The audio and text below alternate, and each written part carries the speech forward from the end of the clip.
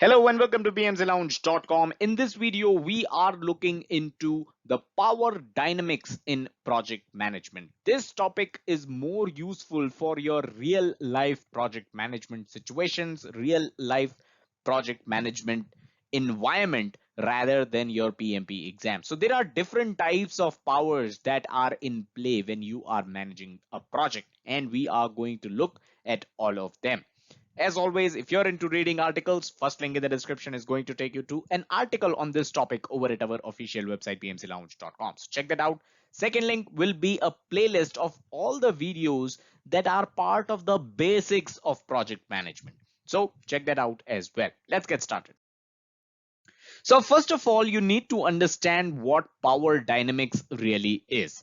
From PMP point of view, like I said earlier, you should know just the 5 types of power. This topic, the power dynamics, is not something that is going to be very helpful or super helpful for your PMP exam point of view. But this is definitely something that you should study and understand from real life project management point of view. As far as PMP is concerned, 5 types of power is all that you need to know. This is a topic under resource management knowledge area, which we have already covered. So third link in the description is going to take you there. So on real life projects, there are actually much more than 5 types of power that are in play. In fact, I have a book recommendation for you. Fourth link in the description will take you to an Amazon link on that book. It is called 48 Laws of Power. A fantastic book, a classic. You should definitely give it a read if this is a topic that interests you. So the power dynamics within your project team is definitely going to be much more complex than just the 5 types of power that you will study as part of your PMP exam. All the stakeholders of your project, all of them are going to have their own goals and their own agendas, and the project decisions are influenced by these stakeholders so that these decisions suit their goals and agendas. And this is something that you should know, and this is something that you need to understand. Now, one of the most important ways that can help you declutter your project's situation and understand the position of your stakeholders, that is, what are their goals and agendas, to be able to understand that, you need to identify the type of power that your stakeholders are wielding. And like I said, there are many more types of power, not just the 5 types of power that you need to know for your PMP exam. So let's take a look at these different types of power that you are definitely going to experience while managing a project in real life. Okay, so let's kick things off with positional power. And this is basically the byproduct of the position or the role that someone is playing. So, for example, your CEO has certain power. The power that your CEO possesses is positional power. So, is there someone in your project who possesses positional power? Just because they are, let's say, a senior director, just because they are a vice president and a key stakeholder in your project, they might have positional power. Next is informational power. And this is the power of knowing stuff that others need. So SMEs, subject matter experts, or let's say really, really good coders also have informational power because everyone wants their time. And this means they are in a position of power, which is informational power. You as a project manager can have positional power. You could be a project manager in a projectized environment where the entire project team reports to you. You definitely have positional power then. You as a project manager could have informational power as well. You are the single most important person in the project. You are the single point of contact for your project for any kind of information. So you might definitely have informational power as well. So try and connect as to what all powers you possess as a project manager on your real life projects, but also try to find out who are the stakeholders in your project that possess these kind of powers. Next is referent power, and this is the power that someone possesses due to their credibility. These people are folks that other people trust. They have credibility. So sometimes referent power also overlaps with personal or charismatic power, which means someone has an influence over you because you like them. A good example here is celebrities. They do ads for cars, they do ads for mobile phones, but the celebrities, they don't have informational power when it comes to mobile phones. A celeb might not be able to technically describe to you how a mobile phone functions or how a car is made, but they definitely have referent power, and that is why you see them in the ads of cars and mobile phones. A quick reminder, if you want to clear your PMP exam in 50 days, you can grab our free study plan over at pmclounge.com/PMP study plan. Hundreds of aspirants have made use of this plan and have cleared their PMP exam. Okay, continuing the different types of power, let's talk about situational power. And what this means is that someone possesses a kind of power that can deal with a specific situation and you need their help with that situation. So let's say a fire breaks out. The firemen have the most power, and everyone present there are going to follow the commands of the firemen because they have situational power. You know, there are escalation managers in several organizations, and they come into play whenever there is an escalation. They know the right people to reach out to. They know the right resources that can be involved to manage the escalation, right? To resolve the issue. And that is situational power. Every time there is an escalation, it is highly likely that the escalation managers are going to take over the entire situation. So that is situational power. Next is relational power. And this is the power that someone possesses just because they know the right people or they know the powerful people in the system. So if you know a politician or someone in authority, others consider you to have relational power. So if you are someone who's, let's say, just a usual project manager, but you are really good friends with the CEO and you play golf with the CEO every Sunday, and others know that, that means you will have relational power. So you need to think of this from your project or organization's point of view, right? Try to understand who are the people in your project that have relational power and how can you manage them, how can you make use of such power that they possess.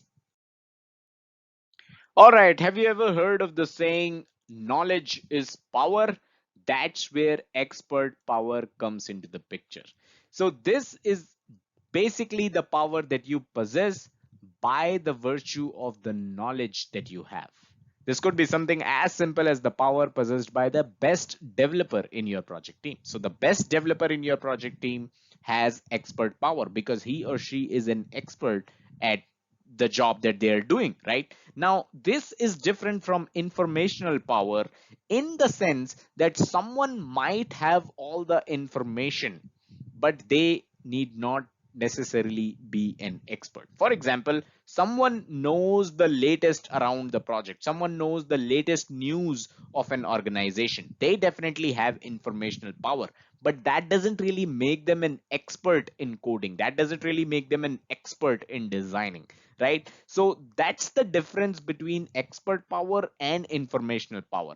Of course, if someone is an expert at something and have a lot of information which is required by the other team or by someone else, then this person, in addition to having expert power, also has a lot of informational power because they possess information that others really need.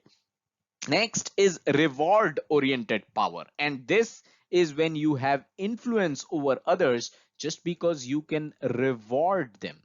So let's say if you have budget to reward $500 bonus to your project team members, then you definitely possess reward oriented power.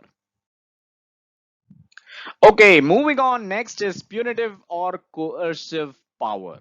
And as the name goes, this is when you have influence over others just because you can punish them. So your influence is limited to being able to punish others. Now, you writing an escalation email to a tester's manager or a coder's manager is an example of punitive or coercive power. Of course, this is something that you should refrain from using. This is something that should be taken in as a last resort. Also, exercising coercive power requires you to be in a one-on-one conversation with the person you want to punish. It should never be done in public and it should be your last resort. Next is ingratiating power. What does this mean? So when someone has influence over you because they tell you how good you are, this is sort of manipulating the other, right?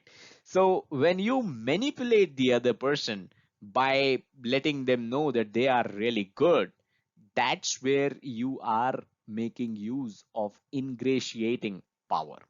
This basically means someone pleases you to gain a favor and you are influenced because you like being pleased. And you see people like these around all the time. There are people who just like to please others so that they can get favors from them.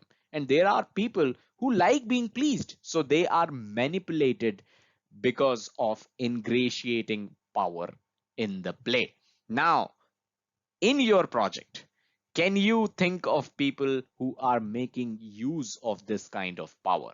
And to understand this is what power dynamics is all about. This is why we are discussing this topic, because it is extremely important for you to understand the kind of power your stakeholders are exercising. When you understand that, you will have a better way of dealing with them. Okay, next is guilt based power, and this is also another form of manipulating others to do what you want them to do.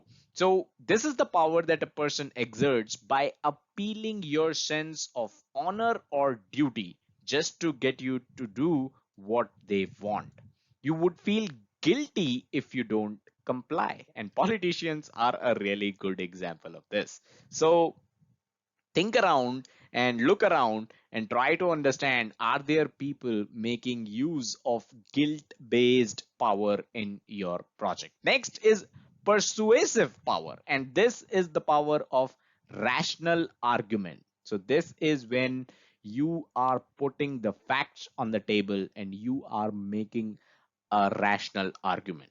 Now, when a person uses rational arguments to change your mind, she is using the power of persuasion, right? So you are basically making use of rational arguments, you are putting in the facts and figures, and you are trying to influence others. That's how you persuade other people. That's how you exercise persuasive power. The project manager needs to be really good at this if she doesn't possess any other powers, as this is one of the best ways to establish influence. You have the facts, you have the figures, you have the information, right? And you put them across so that others do what you want them to do. You are presenting rational arguments to change the minds of others. And this is definitely a power that you as a project manager should possess. Finally, the last one is avoiding power. And have you ever seen parents tell their kids that they are not going to speak to them if they don't finish the homework? This is the power of avoidance. This is making use of avoiding power. And when someone withdraws involvement from a situation just to get the desired behavior, he or she is exercising the power of avoiding. And it is likely that your mom used this in your childhood. That's why I took that example. So here's the question for this video. What type or types of power should a project manager refrain from using at all cost? Let me know in the comments. Definitely looking forward to your answers. Again, this is something where your real life project management skills are going to come in handy. All right, I hope you got value out of this video. Smash that like button if you did. It will also help you get notified from YouTube whenever we upload new content. Subscribe to the channel if you haven't done so already, and also check out the website pmclounge.com, your number one free PMP resource. Thank you and have a nice day.